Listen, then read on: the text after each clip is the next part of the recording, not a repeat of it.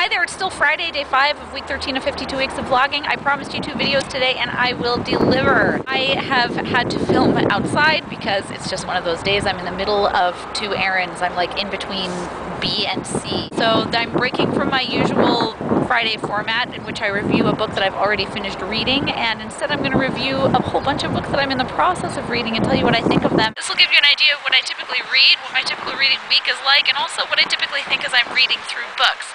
So here we go. Book 1, Order of Darkness by Philippa Gregory. This is book 1 of a series. It's in the teen section at the bookstore, and honestly I found it disappointing from the very beginning. The main character, actually I shouldn't say the main character, I should say the lead female character, the person who's supposed to be the point of intrigue in the book, is really weak and flaccid and just generally boring, and really I could care less about her.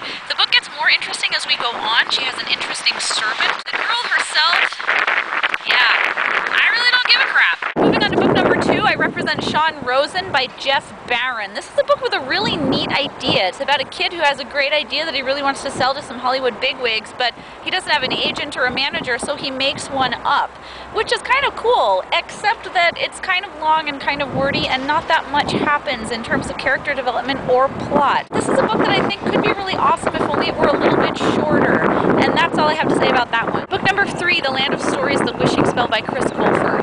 Just no. Everything that I have to say about this book can be summed up in one word. No. Basically, this book is the Twilight of books for middle graders. It's about 2 kids who literally fall into a fairy tale storybook and find themselves in a fairy tale land. And unfortunately, that's about as original as it gets. The stories are very, very tightly based on the original fairy tales.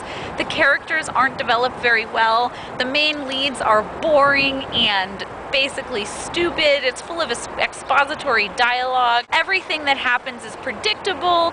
The story explains all kinds of really boring stuff. Then when they finally do interesting things, they sum it all up in one sentence. It is just no. The plot is vaguely interesting, but not interesting enough to take me past the first chapter. And really, this is one of those books that made me want to basically poke my eyeballs out with a screwdriver repeatedly, or alternatively rip up the book to shreds and feed it to the dog. Obviously, I'm not going to poke my eyeballs out with a screwdriver repeatedly because I like my eyeballs and they do a lot of really good things for me, but I'm still contemplating ripping the book up and feeding it to the dog. This is one of those books that makes me question the whole nature of the publishing industry. I mean, yes, we need to sell books, and yes, it was written by a celebrity, and yes, celebrity books tend to sell well whether they're well written or not, but I question the validity of handing something like this to a child and calling it literature. These are hours I'm never going to get back, and that's pretty much all I have to say about it. Oh, and back to that whole like the Twilight for middle graders comment.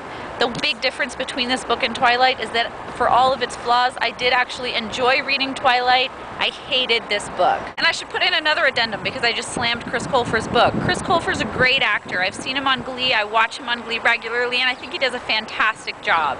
But his book sucks. Book number 3, The Bermudas Triangle by Maureen Johnson. I'm actually enjoying this book a little less than I thought I would, but I think that's probably because of all the Maureen Johnson hype that I've listened to. This is a book that I think is probably suffering from overhype in my own eyes, in the sense that I've heard so much hype about that author and about her work that pretty much anything I read by her has a very, very high standard to live up to. On the other hand, I am enjoying the book. The characters are very well fleshed out, and they're very unique and quirky and different, and I like that about it. It is the kind of book I don't think I could ever personally write because it's about people in situations that I've just never personally encountered at all. And I'm not talking about fantastical situations, I'm just talking about the perspectives of the characters are perspectives that are completely foreign to me. But at the same time, I'm enjoying it, I'm enjoying their perspective, and I look forward to finishing the book and seeing where it's going. Book number 5, Hero by Perry Moore. This book is actually very, very interesting, and it's a lot better than I thought it would be. I think this book suffers from cover fail. Basically, it's about a boy who is great at basketball. He has a very complicated relationship with his father. His father has a complicated relationship with humanity, and I'm really enjoying it.